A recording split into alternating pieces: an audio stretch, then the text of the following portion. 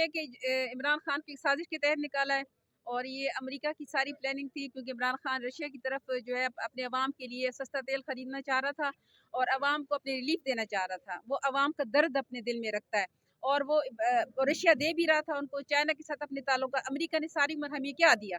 پاکستان کو ایک غلامی کی زندگی دی۔ میں آپ کو بتاؤں، ہمارا ہر ادارہ امریکہ کا غلام ہے، ہر ادارے میں ہمارے امریکہ کے غلام ہیں، جو بڑے بڑے جتنے بھی ہیں وہ اپنے صرف مفادات دیکھتے ہیں۔ پاکستان کی امریکہ اس نے کہا تھا کہ جو پاکستان کے جو بڑے بڑے لوگ ہیں، چاہے کوئی بھی کسی بھی ادارے میں، تو وہ پاکستان بڑا سستا میں بیچ دیتے ہیں۔ کوئی نیشنلٹی کے لیے بیچ دیتا ہے، کوئی تھوڑی سی نوکری کے لیے بچوں کے لیے بیچ دیتا ہے، کوئی جزیرے خرید لیتا ہے، کوئی لندن میں جائیدادیں بنا دیتا ہے، کوئی سارے محل لیتا ہے۔ تو وہ ایک پاکستان کو سستا سودا، وہ بڑے خوش ہوتے ہیں کہ پاکستان، کیونکہ پاکستان سے واحد ایک اسلامی ملک، اور ہماری واحد عوام ہے پوری اسلامی، جو ایک پاور رکھتی ہے، ہماری عوام ایک جوش رکھتی ہے، ہم سچے مسلمان، ہماری پاکستانی قوم ہے۔ کون کہتا ہے کہ پاکستانی قوم نہیں ہے؟ پاکستانی قوم ہے، اور عمران خان نے پاکستان قوم کو انہوں نے جو بکھیر دیا تھا، پنجابی کا نعرہ، کوئی سندھی کا نعرہ، کوئی جو یہ ہمارے ہم پختون ہیں، انہوں نے الگ نعرے لگائے۔ عمران خان واحد ہمارا لیڈر جس نے ہماری پوری پاکستان کو ایک قوم بنا دیا۔ اب ایک قوم ایک مٹھی بن گئی ہے، اور یہ جو مکہ بن گیا، یہ مکہ ان چوروں کو، ان غداروں کے منہ پہ ایسا پڑے گا کہ ان کے منہ پھر جائیں گے انشاءاللہ۔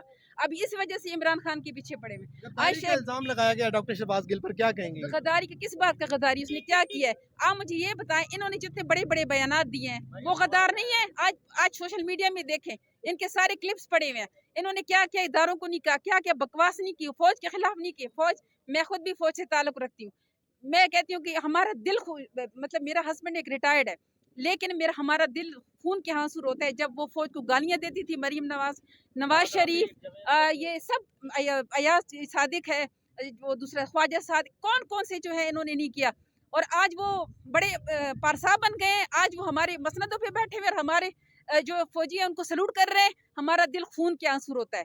یقین کریں، ہمیں اتنی تکلیف ہے اس چیز کے کہ ہم راتوں کو سو نہیں سکتے۔ آج کیوں ہم سلوٹ ان کو لگائیں؟ انہوں نے پاکستانی فوج کو تباہ کرنے کی پوری کوشش کی ہے، اور ابھی بھی یہ پاکستان فوج کے سگے نہیں ہیں، یہ پاکستان فوج کو تباہ کرنا چاہتے ہیں۔ ان کا پلان پورا ہے، پاکستان کی اٹامک ختم کرنا چاہتے ہیں، اور پھر اس کو ہمیشہ کے لیے ایک انڈیا کی اسٹیٹ بنانا چاہتے ہیں۔ ہم ایسا نہیں ہوتے۔ اگر خان صاحب کو گرفتار کرنے آتی ہے پولیس، تو آپ لوگوں کا کیا رد عمل ہوگا؟ ہمارا پھر ابھی بات سنیں، ابھی ہمارا لیڈر کہتا ہے کہ پرامن احتجاج کرو۔